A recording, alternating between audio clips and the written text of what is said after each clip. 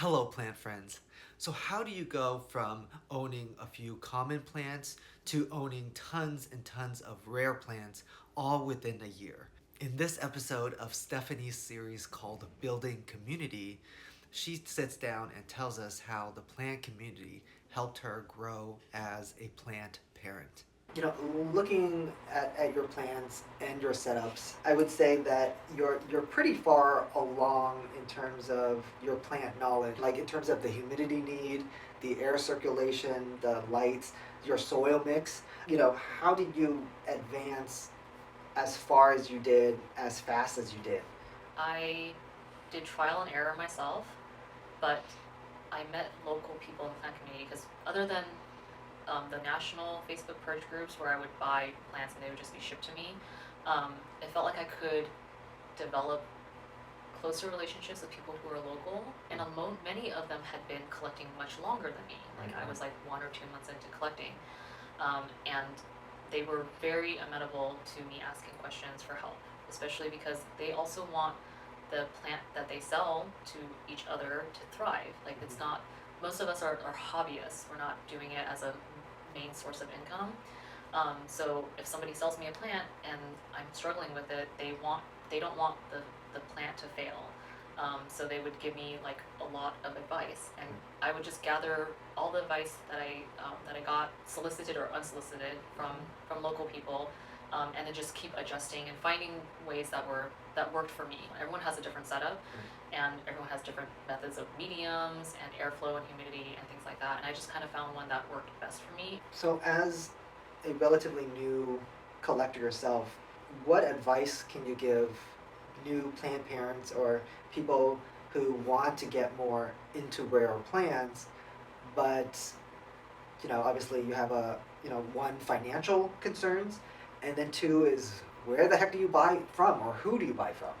Yeah, those are really great questions. All of us started somewhere in our collecting and hobby journey, and so that sometimes if there's new members in the group and they're looking for advice, I don't say that I'm anywhere an expert. A lot of times I do phone a friend. I'm like, hey, I know this person is really good about lighting requirements or soil mixes. I know nothing about LECA, like a semi-hydro and things like that. So like nobody, you can't ask me for help about that stuff. But if someone's new and they're like, hey, I want to venture into some harder plants, good advice is like, hey, look up as much research as you can about the care of those plants and see if you can actually give them those conditions. I learned the hard way. I didn't have conditions for some plants. I just liked them, so I just bought them, and then they died or they weren't happy with me. And then I tell them like, hey, philodendrons are like, and monsteras, they're pretty hardy and they're pretty good as a gateway into rare plants.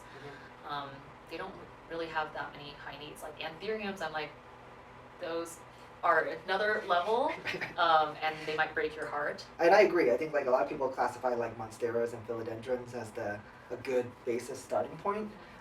Anthuriums are sort of like a step or half a step above. Where do you classify like alocasias? Oh, I love alocasias. Yeah. But I do think that they're difficult. All right. High humidity, Yeah. water requirements are pretty specific, and alocasias are known as pest magnets. Right. Another thing that I ask people when they're starting out and they're just kind of asking me what they should try, I ask them, are you someone who wants to water your plants every single day, or would you rather a plant just sit there in the corner and you barely have to think about it? Because the watering regimen is actually pretty important. And if somebody like wants to water something every single day, I'm like, okay, get some Phitonias, Right, or like if they're like, I practically want a fake plant, but I don't want it to be fake. I'm like, get a snake plant, get a ZZ plant, things like that. Just really, really, really easy, low maintenance plants. Common house plants, they're practically drought tolerant, Yeah, I think a lot of the Santiverias you can just like leave in a corner for ignore for months without any light or something, and they do fine. I really like that that question that you asked, like how often do you like to water? Because I feel like that's a great starter question for a plant parent. How often do you like to water? And that can, if you want to water every day, that's a different soil mix and a different plant than if you want to water once every week, once every 2 weeks, every month. totally different soil compositions, totally different types of plants, totally different types of risks Yeah. that you're taking. How often are you in this room? Daily? Every day. Right. Okay. Yeah. Well, this is my plant room, and I put this chair here for a reason. This is a garage sale find chair. It's a vintage gold velvet crushed chair, and I really loved it. But there's no good space in my house for it, for this like statement piece. Yeah. And when I was able to take over this room for my plant room, I was like, well, this is the perfect spot for my chair. Sometimes there's like man caves Right, and things right. like that. Like this is my happy place. This is my Sure. space. I mean, on top of having to check on 350 plants as often as I should be, because it's hard to keep up with the care of all of those plants. I also sometimes just sit here and, I did Zoom meetings from this chair, or I just relax.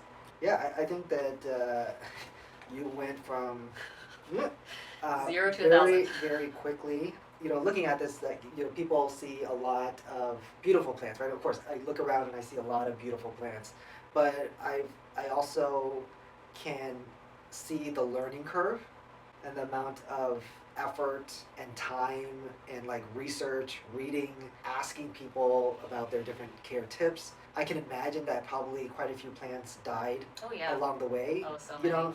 Right? You don't make improvements or successes without failures, right? Like you cannot get this far. No one gets this far without some casualties along the way.